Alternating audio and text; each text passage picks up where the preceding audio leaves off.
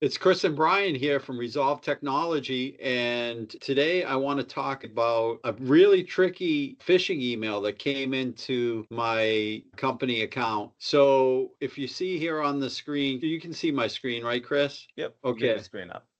Okay, so if you look, this looks exactly like the type of email that you would see from this company called Namecheap. This is a company that we use, so it's familiar to me, and we're used to logging into this because they host DNS for us and clients. So if you come here, one of the things that I noticed before I started clicking on anything was this right here, Callum at hawkins.co.uk. I'm thinking myself, okay, that has nothing to do with Namecheap, right? If you just look at the where it's coming from, Namecheap, and you don't actually look at the email that it's coming from, right? You're not going to, so this is through Gmail, right? On Outlook, it might look slightly different, but you got to really drill down and look at where this is actually coming from, what email address this is coming from, right? And we get these emails from time to time. So normally I would think nothing of it and click the login to Namecheap, and then you start logging in. If I was to do that, this is a couple days old now, but what I did is I right mouse clicked, I took copy link address. This is a tool we use sometimes. You can look at a URL, a website, you can paste it in there, right? It's at virustotal.com.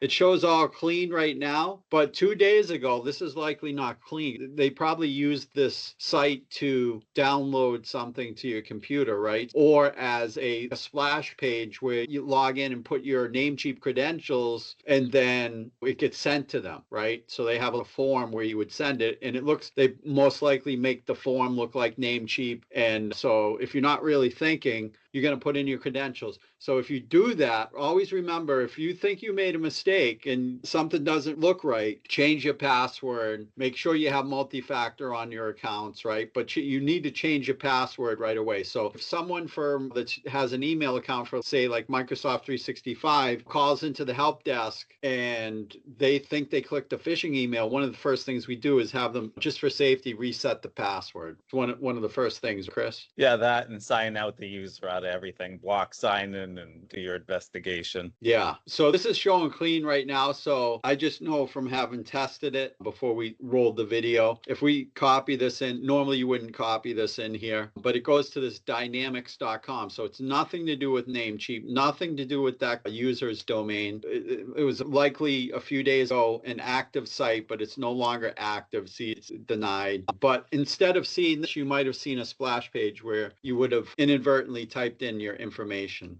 It would have been a fake landing page. So I don't know. You want to go to the real namecheap.com and then count. They probably had a web server up that with a fake little splash page. And they have templates, like click account there in the top right dashboard. If you're not signed in, it's probably something like that. A fake site that would look like that. So this is where you would put your credentials. And if you were expecting something from Namecheap, go sign into the portal. Because if you go back to the email, Brian, I believe in the subject as a case ID and something about ICANN. Yeah, like we know we don't have any. So we don't have a case ID. However, this is why I thought it was legit at first, because we do get these emails from time to time that say account update required from ICANN. That's an international organization for the internet, for domains, and that's a legit organization. But everything else about this is fake. It's made up. So like Chris said, likely a few days ago, they likely made a landing page similar to this, and then you inadvertently put in your credentials, and next thing you know, they would have your credentials. So that's I thought this was an excellent example, real world example of the types of phishing emails that are out there. They're really tricky. It almost fooled me at first here to see, and I got multiple of these. So whatever Gmail's using for filtering, they're having a tough time with these because they look so legit. Well, so they got templates now too, and then you got generative